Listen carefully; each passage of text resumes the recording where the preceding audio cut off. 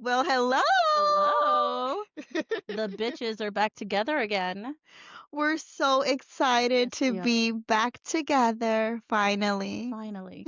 Exactly. It's been way too long. Way too long. All right, let's cheers. Let's cheers. Cheers Cheers. to us. All right, Missy. So grab a seat. I've got to tell you about a case that's been rattling around in my head.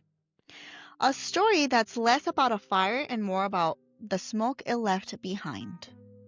We're talking about Edmund Safra, a multi-billionaire banker and an international titan whose life ended in the most bizarre and terrifying way. Oof. I know, girl. It happened in Monte Carlo back in December 3rd, 1999. I was 9 years old. We were nine. I was 9, you were 10. Maybe. Yes, because I'm a few months older than you. So I remember this story, and I remember imagining the penthouse like this huge hallway, like on the sky with two towers, kind of like the Atlantis Hotel in the Bahamas. Mm-hmm. And just like everybody running side to side with like chandeliers hanging from the ceiling is just, and like someone like shutting down the lights and just hunting the billionaire. Oh my God. That's how I pictured it in my mind, I swear. That's literally what I thought. But anyway, if you know anything about Monte Carlo, it's not exactly a hotbed for crime. We're talking about one of the safest, most secure cities on earth. You can't take a step, you can't go through a tunnel, you can't go into a casino without being captured by CCTV, right? Right. Yes, because we've like been there. Totally. We've been there We so go many all the time. All right. So Mr. Safra was living in his penthouse, or more like an opulent bunker built right on top of his bank. He was obsessed with security, and for good reason. He was a man who, as a private banker, was said to know all the secrets of the financial world. Oof. I know, girl. He had enemies. Think rumors of money laundering for people like Manuel Noriega, the Colombian cartel guy. Oh my God. Yes. And he was even the victim of a smear campaign from American Express. Oh, wow. Yeah, I don't know what they were blaming now, but I know there was like a smear campaign. They were trying to like dirty his name, but he figured out it was American Express, and American Express actually had to issue an apology and offer millions of dollars in compensation. I don't remember the amount of millions, but it was like somewhere around like 5 or 8 million back in 1999. Okay, Dang. right. And honestly, if I were American Express, like I would be more salty about having to apologize publicly. Right. It's like, sorry, I was, That's being a mean bitch. All right. So anyway, on that December night, a massive fire engulfed his penthouse. Safra and one of his 8 nurses, a woman named Vivian Torrente, were found dead, asphyxiated, inside a locked, windowless, bunker-like bathroom. A refuge that ironically became their tomb. I can almost hear like the screams. I know, right? Shall we continue? Let's. Earlier reports were very chilling. It was said that hooded intruders had penetrated the fortress and stabbed a male nurse trying to defend the bunker and Mr. Safra. But 3 days later, the story completely changed. The chief prosecutor of Monaco, Mr. Daniel, made an announcement that sent shockwaves and eye rolls across the nation. He said, "Forget the intruders, forget the conspiracies. The killer was inside of the penthouse, but not as an assassin." I know, girl. He announced that a male nurse, an American named Ted Mayer from Stormville, New York, had confessed. That's wow. Okay. Yes, Ted had set a small fire in a trash can using a scented candle in a crazy effort to play the hero and win the banker over. When he realized he couldn't control the fire anymore, he decided to like stab his leg, I believe 2 times, to I guess play victim or hero or victim hero, but it didn't work. The case, the police concluded, was solved, so no international conspiracy here, folks. They were like, "Move along, bitches, like there's nothing to see." Wow. That's just nuts. I mean, Yeah. some super powerful guy just dies in a weird way, and then they're like, "Oh yeah, case closed. It's just some weirdo trying to be the hero." I know. And it's like an American nurse. Like, what does the U.S. have against? Well, there was American Express, but like, what does the U.S. have against this Monegasque banker, I billionaire know. banker, right? I mean, like, it's not like everybody has an American Express card if you're in America. I mean, Right. you know how Exactly. hard it is to get one? Bitches. I know. I keep getting calls asking me if I want an American Express card, but I think they're scams. Yeah, yeah, no, nobody calls saying, "Hey, you want a card?" There's no way they would want to offer me one. I know, God. All right. To a lot of people, the story felt made up. Whispers started quickly. Monaco wants it all hushed up. Others would say it was the Russian mafia. It was a Palestinian terrorist. Just something didn't add up. Mhm. It seemed like made up, honestly. So let's look at Ted Mayer, the male nurse that was taking care of him, the one that started the fire, Mhm. the one blamed, Allegedly. allegedly. Well, legally, right? Because he went to court and he was found guilty. Okay. So let's look at Ted, the man they blamed. He was a highly regarded nurse in New York. He was actually, and you taught me how to say this word, Green Beret, A Green Beret. a veteran Green Beret. Mm. Yes. You guys have no idea how I used to say it. A Green Beret. I love it. All right. So this Green Beret veteran got the job to be Mr. Safra's nurse through Lily Safra, his wife. Okay. Yes. Now check this out. A couple named Harry and Laura delivered twin babies at a hospital where Ted was working at. Mm. And, they were a lovely couple. They were taking pictures of the mom, the babies, the whole family. And then the silly gooses left the camera behind. I know, it happens, right? So, Ted is making his runs through the hospital. I guess he took care of the couple at some moment. And he finds the camera. He's like, oh my God, I remember this couple. They look familiar. But he's like, let me just make sure. Instead of grabbing the camera and turning it into security Mm. or his manager, he decides to go develop the film. That's So weird. he's like, oh my God, it's like Harry and Laura. Let me go look them up on the hospital system, right? Like no HIPAA laws, no Mm. nothing. Mm. So he's like clicking away. He finds them. He jots down their address. And he goes and pays them a visit. He says, oh my gosh, guys, like, guess what I found at the hospital? I found your camera. I want to return it. And I also developed all your pictures. That's really weird. How would you have reacted if like the nurse who took care of you at the hospital when you were delivering your baby Mm. showed up with like your pictures and your camera and said, "Yeah, I developed it and I found you and here's your stuff." I'd be totally weirded out. I'm like, why did you develop my pictures? I mean, I guess I get the, oh, okay, yeah, here's your camera. Mhm. I I saw your contact info, so I there's know. that. I would be like this guy who like saw up my hoo-ha, Mm-mm. also developed my films and also knows where I live. Like he's obsessed with me. He Yeah, fell in love with me. that's really weird. Okay. I would have thought, you know what I would have thought? I would have thought he wanted to like steal my babies. Oh, yes, I get that. I totally get that. As mothers, we would definitely go, oh my God, my kids. Yeah, I would have been like, "Oh my God. He like delivered my babies or he was in the delivery. He saw my babies. He thought they were cute as hell.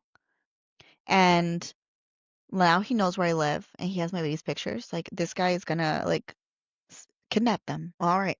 But anyway, Harry and Laura thought he was just so charming and just like amazing. And they took the camera, they took the pictures, thanked him. I'm assuming they also took his contact information Mm.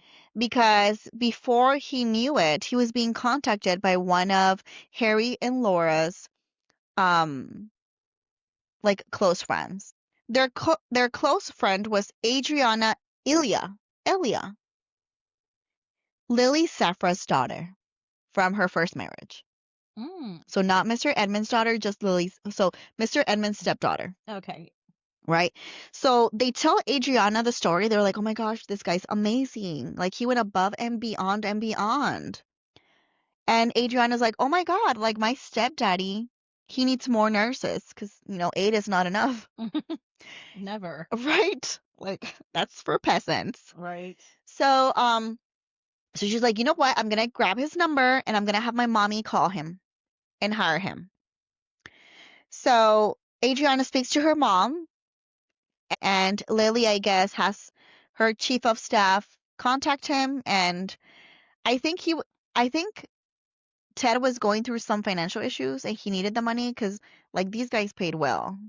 Like it was not just like health insurance, like they paid well. And they're like, and you're going to Monaco for a whole fucking year. Wow. So of course you're gonna say yes, Of right? course. All right, my dear friend. So before we continue, do you want to hear something weird? I love it. Let's do it. All right.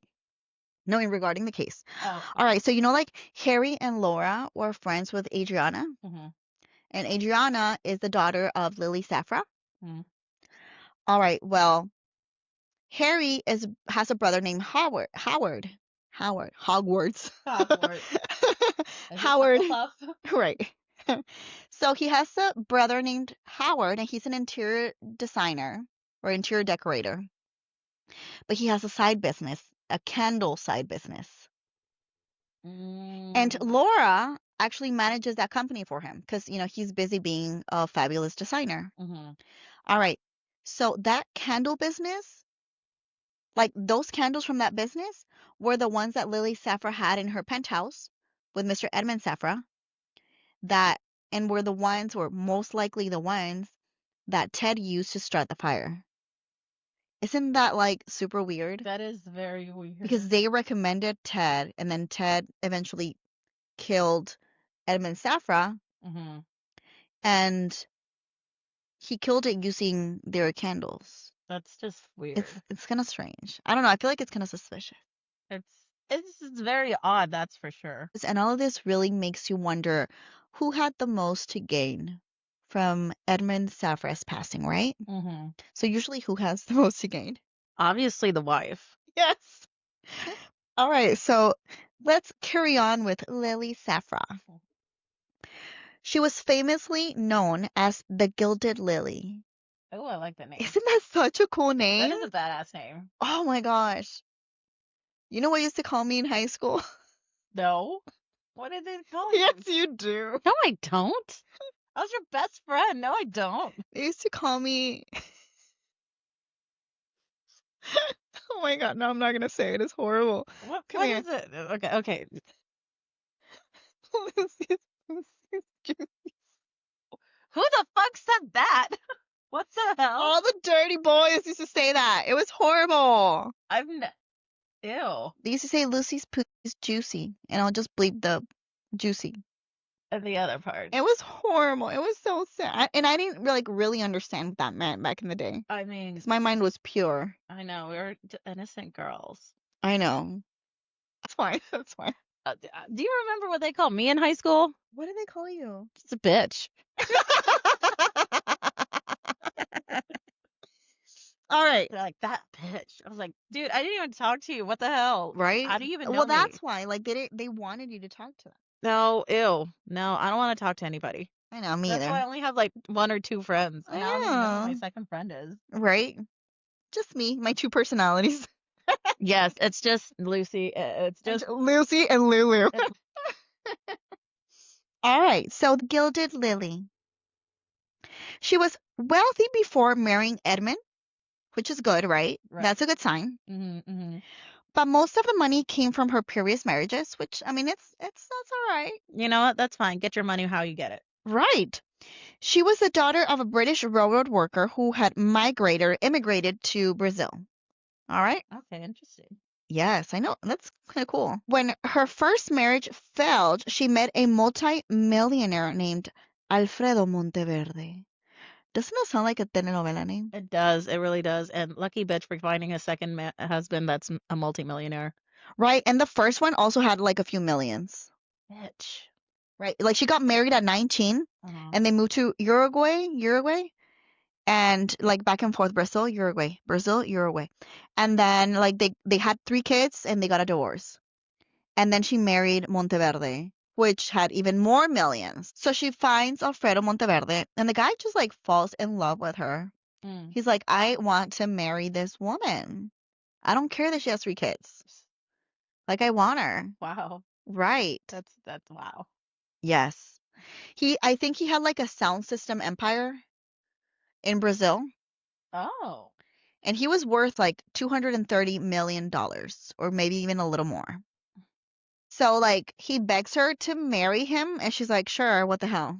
Why not? I'm not doing anything else. I mean, like, Let's get married. let's just do it. Why not? All right, so they get married, and things are great for a while. And then all of a sudden, like, the guy just self exits. Whoa, okay. Is he like depressed or something? They don't say much. They just say it was surprising. Usually, whenever I hear of a multimillionaire self-exiting, either they didn't self-exit and someone made it look like a self-exit, Mm. or they lost all their money. But that was not the case in this situation. Or at least he didn't lose all his money in this situation. Well, he did now. You can't take it with you. So Lily Safra inherited $230 million. So he left her with 4 kids. Mm. She wasn't, I don't know if she was not able to have kids with him, but they just decided to adopt a kid. Okay. Yes, I believe his name was Carlos. And he's not like very participant in the family, but they had that child together. But she had, $230 million to take care of him Mm-hmm. and her other 3 kids. Um, this guy left her with so much money. She had no business experience. So she's like, I need to handle this money wisely. She made her little bet straight to the bank, and she met Edmund Safra, the head of Banco Safra do Brasil. I mean, it makes sense because girls got money and you're not going to want to deal with like just a regular person, clerk person. They're like, dude, we got this lady who's like millions. And he's like, I've got this, guys. Stand back. Right. He saw that little ass. He was like, Yep. An ass spelled with $2 amounts. right. So he's like, I'll help you out, girl. Like, don't you worry. I'll handle everything. And then it just so happened that Mr. Edmund was single and like ready to mingle. He wasn't ready to mingle. He was afraid to mingle. Mm. So he has 2 younger brothers, and they had always pushed him to find a woman, fall in love, get married, and have kids.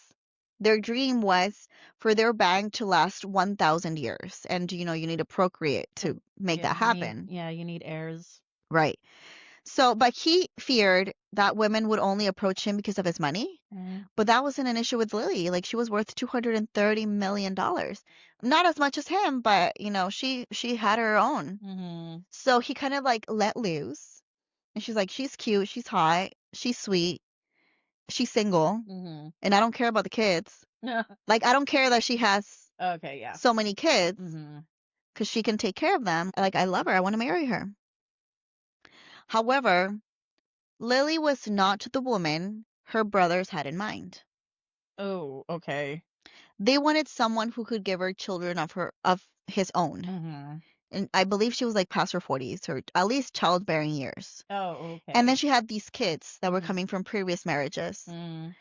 And then, you want to hear another freaky thing? Oh, okay, sure. Let's do it. So, yes, Monteverde, her second husband, did self-exit, Mm-hmm. but the self-exit was investigated 2 times by police.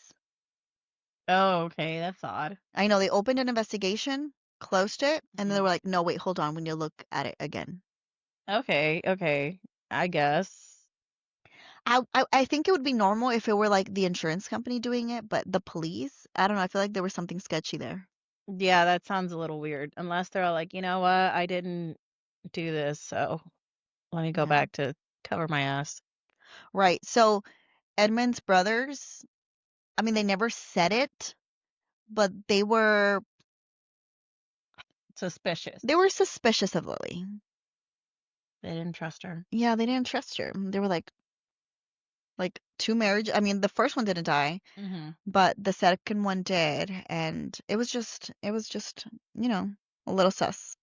So, um, so Edmund's brothers just didn't like her, and they convinced Edmund to not marry Lily. You can't have both ways. You can't, hey, dude, get married. Oh, wait, don't get married. Not to her. Not her. But you know what? They got through to him. He packed his little bags and he left to New York to take care of their branch in New York. Because, you know, they have a lot of banks, Of course. right? Like, who doesn't? Right. And Lily, being the bad little bitch she is, she's like, I'm not going to waste my time. Mm-hmm. I'm going to find me another man. Good for you. Not that she needed a man, but she's like, if I find one, like, I'm going to take it. I'm not going to wait for you. Exactly. So she did. She met this British businessman. He was born in Morocco, but he's like British descent. She met this British businessman and decided to marry him in Acapulco, Mexico. That's right. Let's go. I know. Back in the day, like that was the place. yes. And I heard that it's like making a comeback. I heard that too. You know that padel, which is kind of like pickleball, kind of like tennis, but like with a shorter Yeah. thing. It originated in Acapulco back in those days. Oh wow, I did not know that. Yeah, they were like this rich family that had that loved tennis, but they didn't have the space. So they brought in this designer. He was like, make us a small one and let's just make a game for it. And then they started like inviting all these fancy guests from all over the world to come play with them and to like their parties in Acapulco. And um they fell in love and they started taking it to different areas. And I believe one of the big ones that pushed it was Argentina. And like now is like super popular. Well, now it's super popular again in Mexico, in Dubai, and many places across the world. But it originated in Acapulco. Interesting. Yes, I'm sure Lily played paddle in Acapulco. Absolutely. Yes, for sure. So anyway, so they get married in Acapulco, but their marriage only lasted 2 months. Ooh. I know. He's probably such an asshole. Maybe. But that was enough for Edmund to wake up. He packed his bags again and went straight to Lily. He begged her to marry him. He was like, I'm ready, baby. Like, I don't even want to date. Like, let's just get married. I love you. Wow. Yes. And Lily eventually said yes. She was like, I mean, I guess I can forgive you. Wow. Okay. Yes. Now, it did take like a full year for the divorce to go through because they separated after 2 months. But as soon as the divorce went through, the British guy, the businessman, like her third ex-husband, he sues her for $250,000. Now, he didn't say we have a contract, like you offered me 250,000 to get married, but he kind of alleged. He was like, we have a contract. One, bring me the contract so I can see that. Two, I would never say, okay, marry me and I'm going to give you money. No, it's the other way around. You marry me and you give me money. Well, it makes it seem like Lily offered him $250,000 to make Edmund jealous. Which, I mean, and if she did, you know, she's a smart cookie because it worked. Well, okay, yeah, why not? Sure. And the marriage only lasted 2 months. I don't know. So yeah, so it worked, whether it was planned or not. They get married. And then now, like jumping to December 3rd, 1999, like now she's set to inherit billions of dollars because Edmund Safra was a billionaire. I mean, it's sad, but silver lining money. Shit happens. Shit happens. And now you're even richer than before, which is insane. So her actions immediately after the funeral were very dramatic. Of course. You know, she's a petty bee. She didn't want Edmund to be buried where he had planned to be buried. She changed the site like last minute. Because of a long-standing feud with her brothers-in-law. I did read, I'm not sure if this happened or not, but I did read that even though she changed the site, the brothers managed to get there and like they kind of like pushed and shoved their way to carry the casket. I know. And Lily was like, like, these bitches. I mean, I would have been like, no, we're starting all over again. Kick them out. 1, 2, 3. All right. Okay. I like that. I like that. Now, another point that doesn't make any sense is Edmund Safra was obsessed with security, Mm. and he had Mossad guards. You know who those are? Yeah, they're like their Israeli army Yes. super secret agent people. Yes, like if you guys have watched NCIS, you would know. Like they're like better than the US. I mean, I've heard they're like top tier. They are. They are. Like that Viva or Aviva, I don't remember what her name was in NCIS. Viva. Ziva! That's her name, Ziva. I like Viva better though. Right, Viva's cute. Yeah, like Mm. she was amazing. Oh yeah, she's a total badass.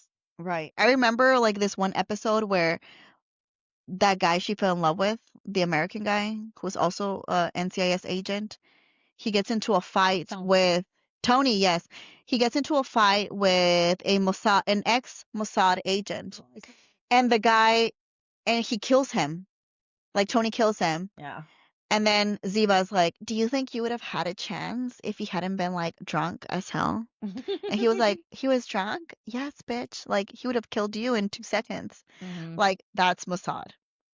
So Mr. Safra had 11 Mossad bodyguards with him, armed at all times. Dang. I know. It's not so cool. That's amazing. Right. So on the night of the incident, December 3rd, Mhm. not a single one of them was on duty.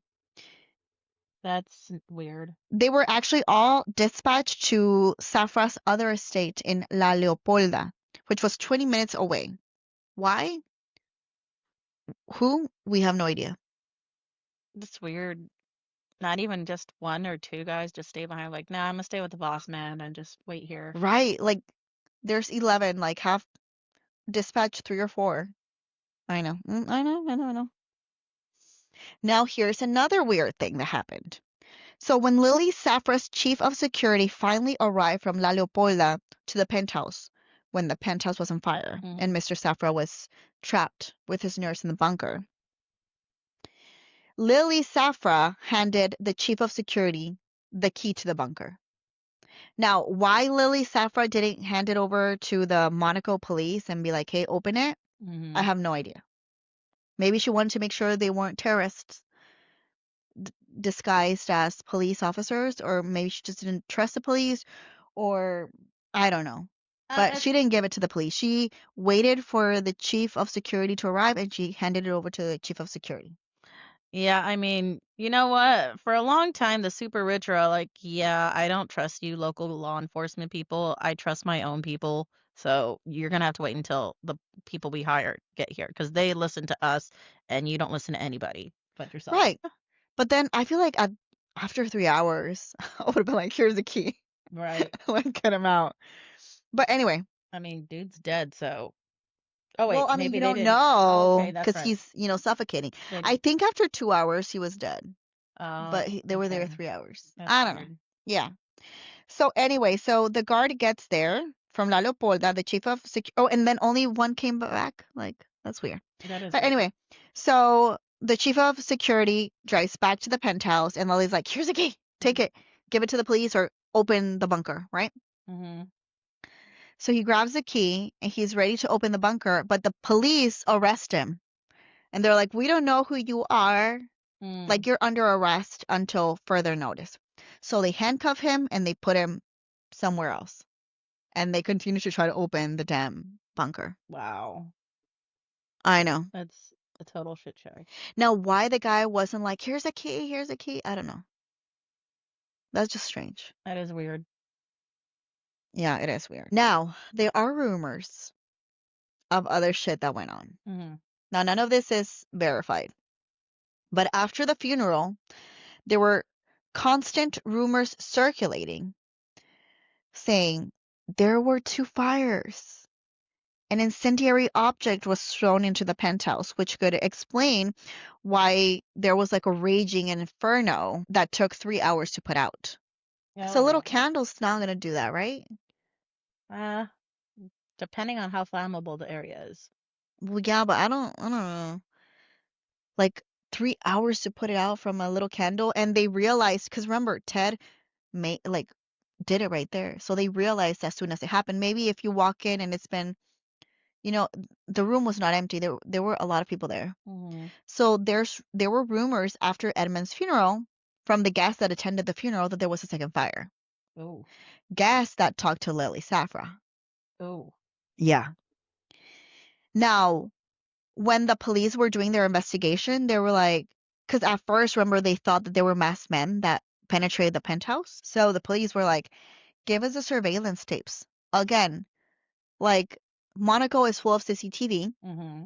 and Mr. Safra was obsessed with security. He had a bunch of cameras, and everything was always being recorded. Mm-hmm. But when the police received the tapes, they only had two tapes available. One was blank, and the other one was from some random party and just showed like guests arriving from like way back in the day. That is so weird. Yeah, What the hell? I know it's weird. So where does this leave us? The big question that hangs over the beautiful silent principality of Monaco is this. Was Ted Mayer truly a psychological fragile man trying to play the hero? Or was he a poor soul used in the service of a grand criminal scheme? A carefully selected fall guy for something much darker, much more powerful, and far too dangerous for the world's safest tax haven to admit. Mm. Wow. hmm Uh, Oh, so there was this reenactment of mm. the fire held in secrecy a year later after the penthouse was rebuilt, and Ted and Lily were both present. And it was reported that both Ted and Lily were very scared, very afraid of seeing each other again. Oh. Yeah, I can see why.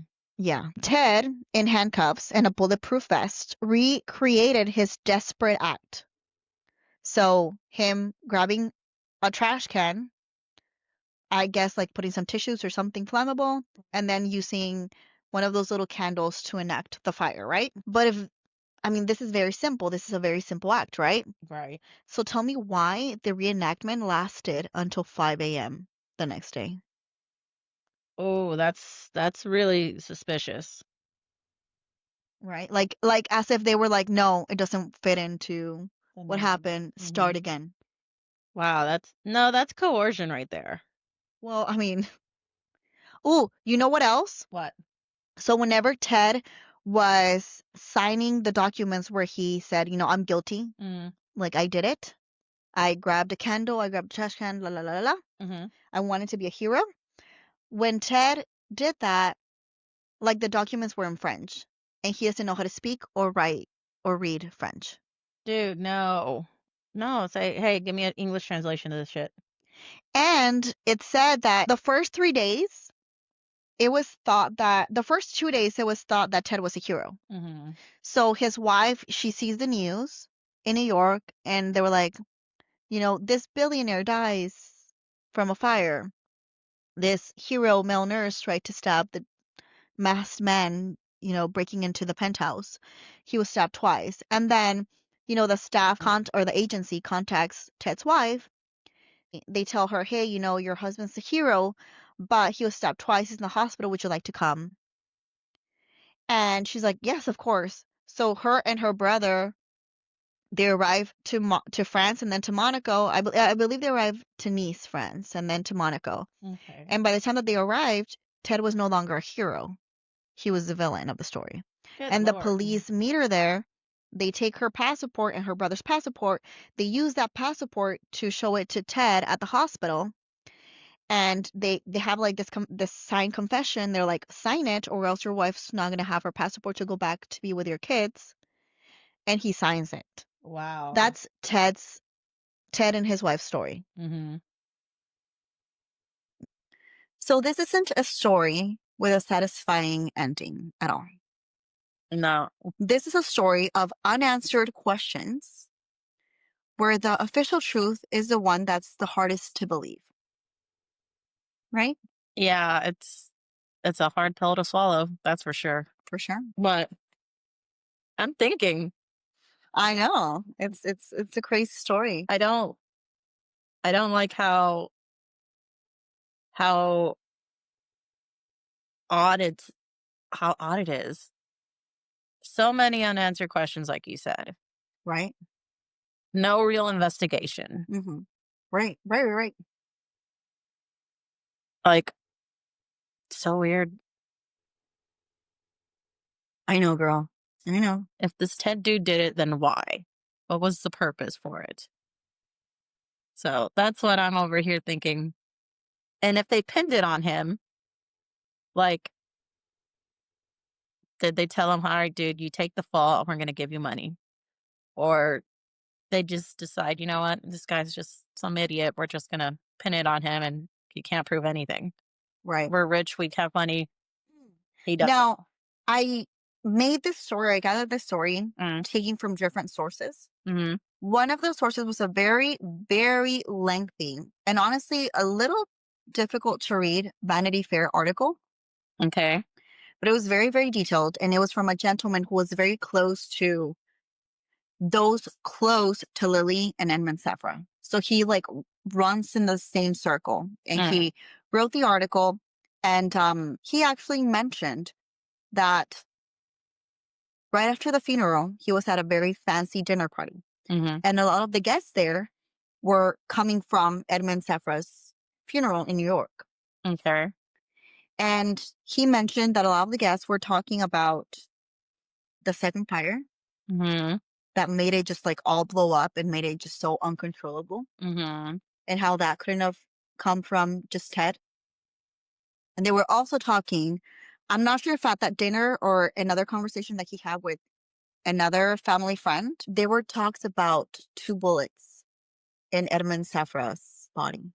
Oh, interesting. Yeah, two bullets that were never reported. And I believe it's alleged that that version of the story came from Lily. I mean, did she order an autopsy? That's my question. That's a great question. I don't think she did. Yeah. Because I believe that as soon as that happened, she was like engulfed by lawyers. Oh, whoa, okay. Because I mean, if this was a planned hit Mm-hmm. and she didn't play by the killer's rules, Mm-hmm. then she would be next, right? I guess that's true. But, dude, if my husband gets killed, I want an autopsy and I want his bones. I'm just saying. Is there one particular bone? No, I want them all. Okay. Okay. Here's my plan. And it's totally legal, by the way. Okay. I told my husband, hey, if we're still married and you die on me, If we're still married. hey, you never know.